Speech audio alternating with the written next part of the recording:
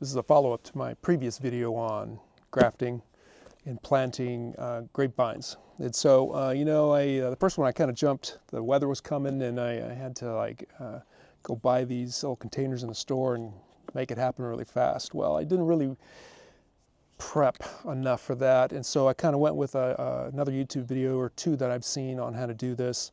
Use some rooting compound, scraped the bottom inch off of the woody part, and then plucked them in some potting soil, and here we go.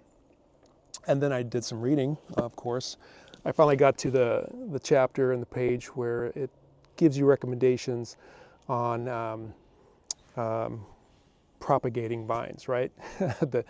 This way, right? So this is my textbook from UC Davis in the production class. And so this book describes just a slightly different method, right? And so this is what the book kind of tells you in gist. We were pretty close right here, just kind of winging it, using another YouTube video, but the book recommends to do this, right? So here is our cane. This is one I didn't use from the other video. This was an extra one. It says grab a cane. The larger diameter ones, the better. As you can kind of see here, I have two. This is my smallest cane that I used yesterday, or from the previous video, and then this is the thickest cane that I used. Now the thicker one is supposed to be better for propagating by rooting here, by cutting and getting roots growing. We'll see how this thin one goes, but so these are my two smallest and my largest, my thickest vines, so we'll kind of go with that.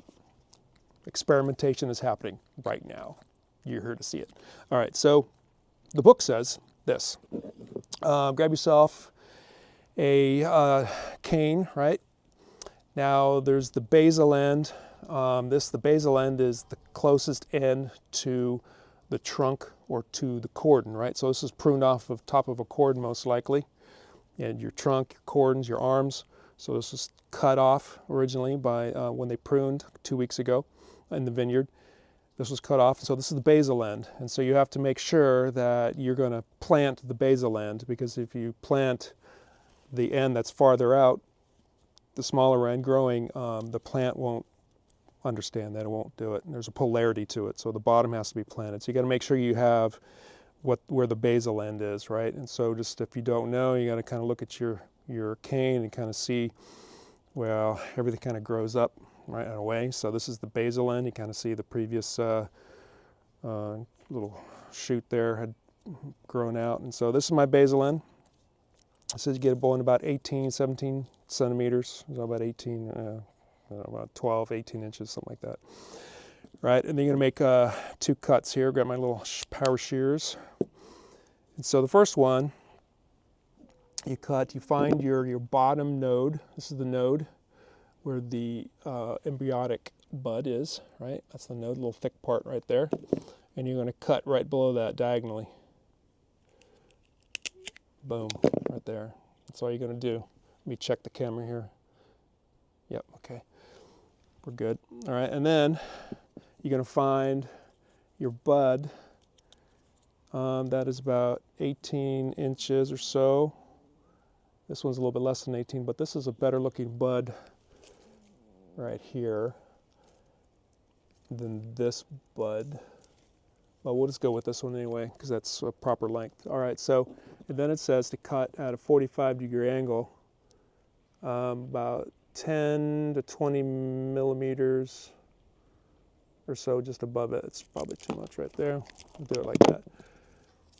All right, so that way, if you're in a pharmacy, or not pharmacy, if you're making a whole bunch of these and you put them in a pile, whoever's going to plant these knows that this is the basal end because it's flat, and this is the end that points up, right? Which is how it goes in. All right, so that's just how they recommend doing it.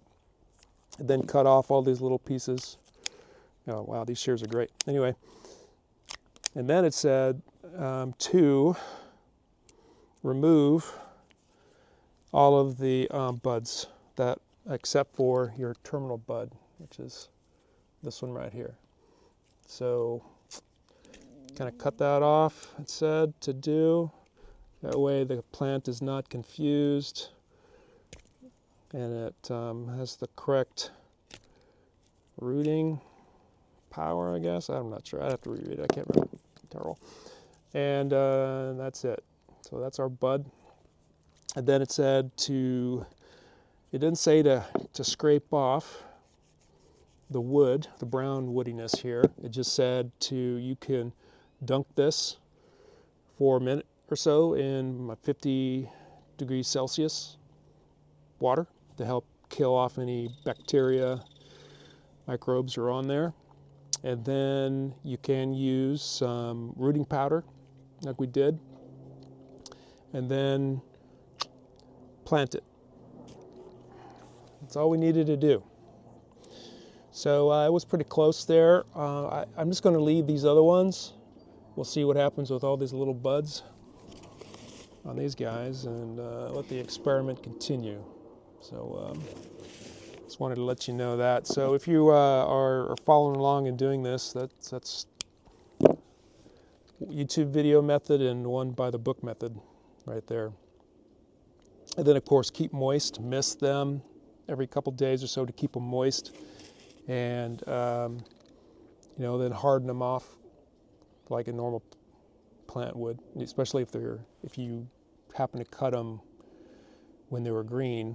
That's the other point that the book recommends to do. The best way to propagate is right after harvest, cutting a green or cane off, one that is preferably all evenly brown like this one, but slightly younger. Now these sat in the field probably for 2 days before I picked them up, and then they sat in they laid in the back of my Jeep for like a week and a half before I got to that other video cutting them. So we'll kind of see what happens.